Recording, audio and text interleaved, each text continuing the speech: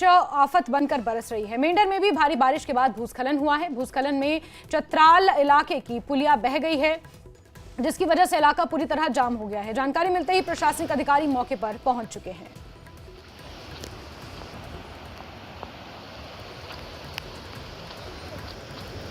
गुज़श्ता रात हुई मेंढर में तूफ़ानी बारिश की वजह से एक तरफ लोगों को गर्मी से राहत मिली है, वहीं दूसरी तरफ जो है बारिश ने तबाही मचा दी है।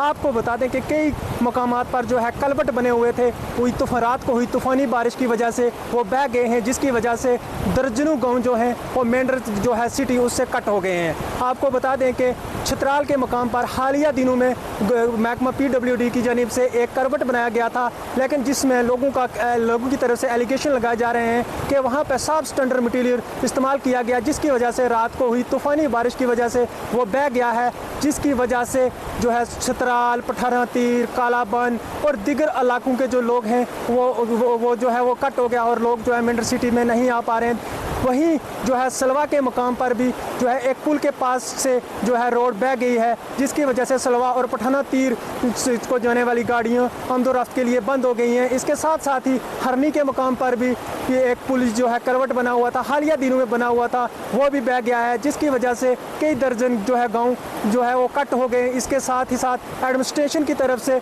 हदायत जारी की गई है, क्योंकि मेंढर में अचानक बारिशें हो रही हैं, जिसकी वजह से जो है दरियाओं का पानी जो है बहुत तेज़ हो रहा है। तो एडमिनिस्ट्रेशन की तरफ से हदायत की गई है लोगों को कि वो अपने माल मवेशी हों या वो हों दरियाओं के करीब ना जाएं, क्योंकि जो है अचानक बारिश की वजह से दरियाओं का बहाव तेज़ हो जाता है, जिसकी वजह से कोई जानी और माली नुकसान ना हो। नाज़िम अली, न्यूज़ 18 मेंढर।